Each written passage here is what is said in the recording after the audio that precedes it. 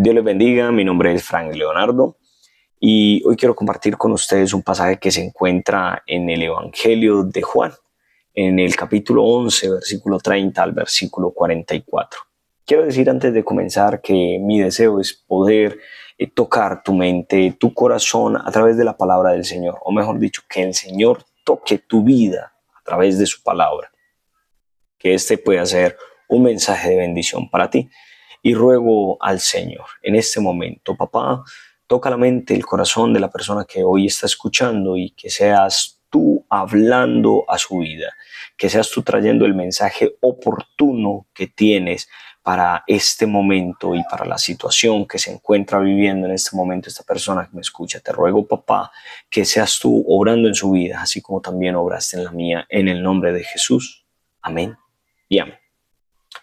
Bueno, vamos a este pasaje en el capítulo 11, versículo 30 al versículo 44. Dice la palabra del Señor. Jesús todavía no había entrado en la aldea, sino que estaba en el lugar donde Marta le había encontrado. Entonces, los judíos que estaban en casa con ella y la consolaban, cuando vieron que María se había levantado de prisa y había salido, la siguieron diciendo: va al sepulcro a llorar allí.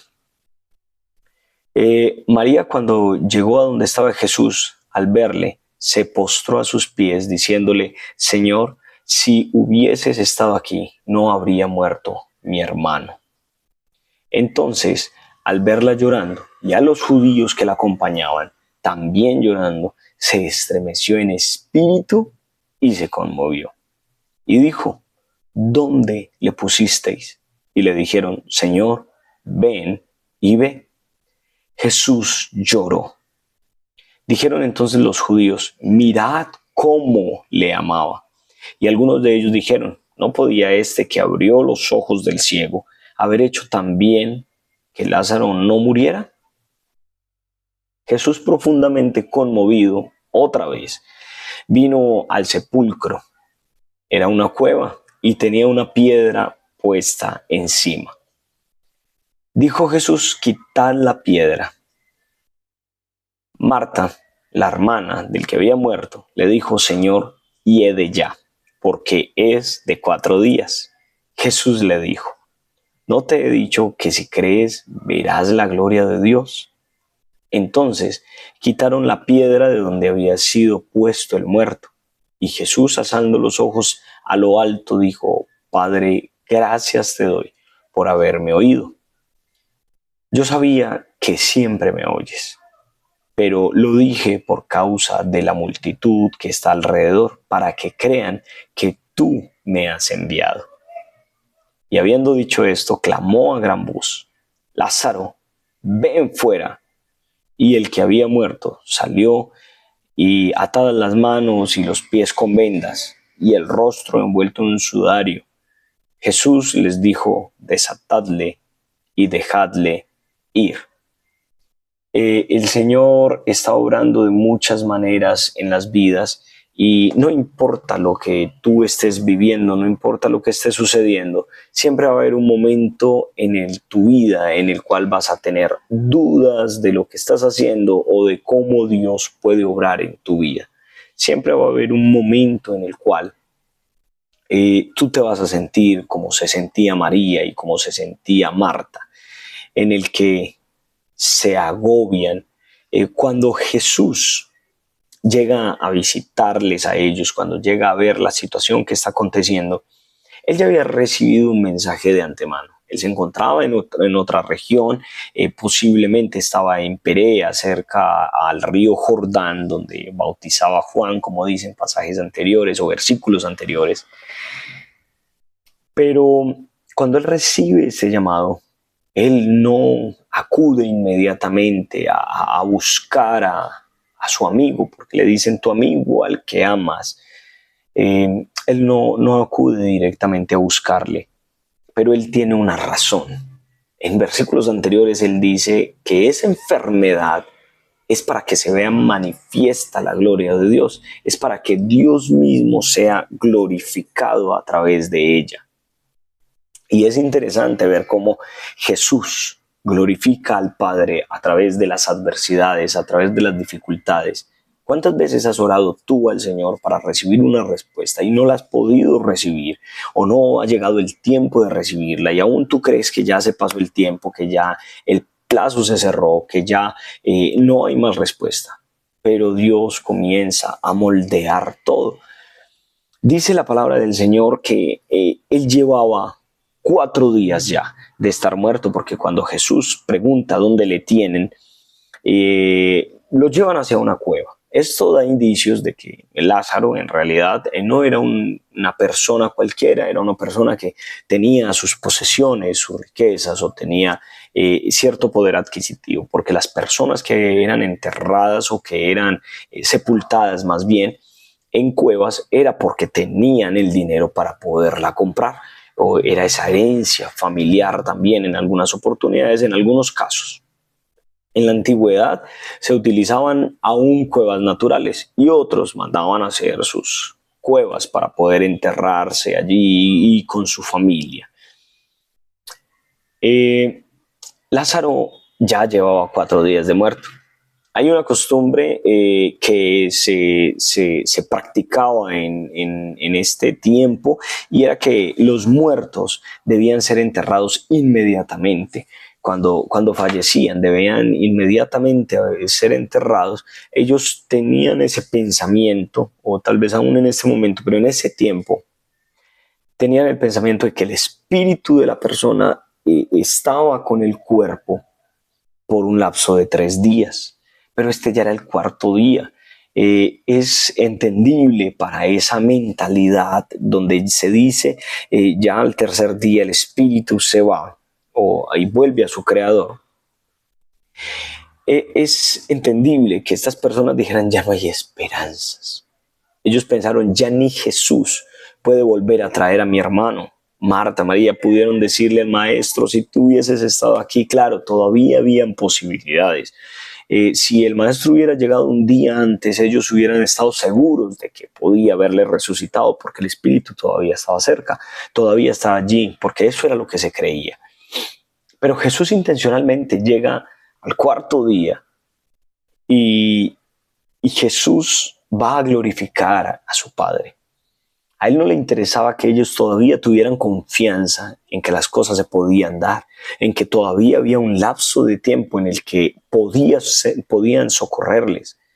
No sé cuál es tu situación, no sé cuál es el momento que estás pasando, pero hay momentos en los que nuestras vidas llegan a un tope y nosotros decimos, no sé, el banco, un ejemplo quizás, está diciendo la fecha máxima es el día 30, el día 15, el día 20, lo que se haya establecido, y de ahí en adelante va a haber otro cobro, van a haber más impuestos, van a haber más intereses, o definitivamente ya no se va a poder hacer nada, vas a ir a la cárcel por X o Y situación que está ya aconteciendo.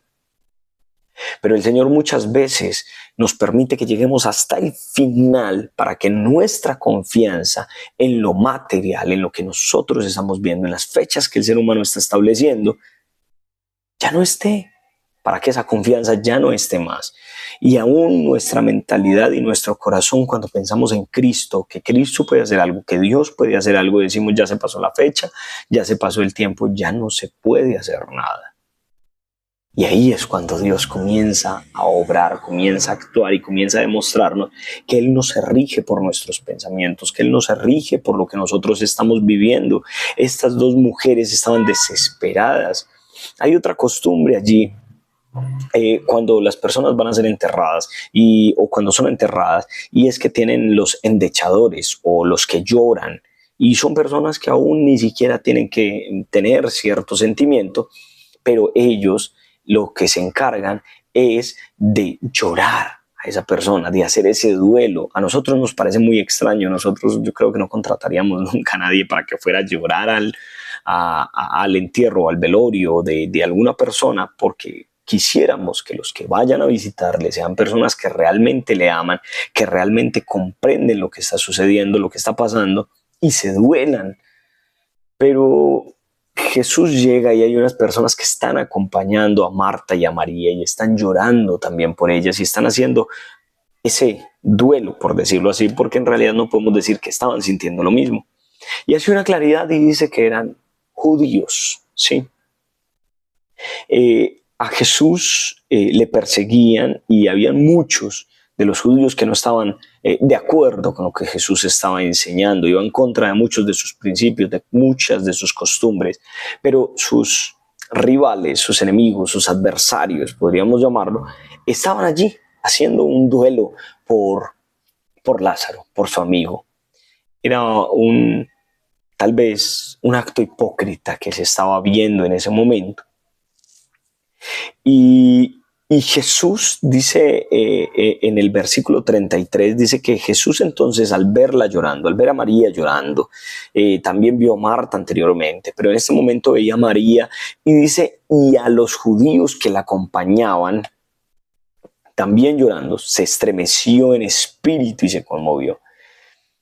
Algunos creen que ese estremecer viene de que él estaba luchando en contra de sus propias emociones, por lo que sentía al ver a su amigo, a pesar de que era también Dios, también era un ser humano, pero que él se dolía y estaba luchando con sus emociones para no sentir esto. Entonces se conmovió en espíritu. Pero hay un hombre, un teólogo, Hall, se escribe Hull, en el libro de usos y costumbres bíblicas. Él también nos dice que ese término puede estar combinado con dos expresiones o dos conceptos del verbo, y es de que es un momento terrible de angustia que se siente, de aflicción, que es causada por la pérdida de un ser querido mezclada con ira a causa del escepticismo rebelde de sus propios compatriotas, o sea, de los propios judíos que estaban allá acompañando a Marta y a María. Y dice, se conmovió en espíritu, se refiere a una emoción interna.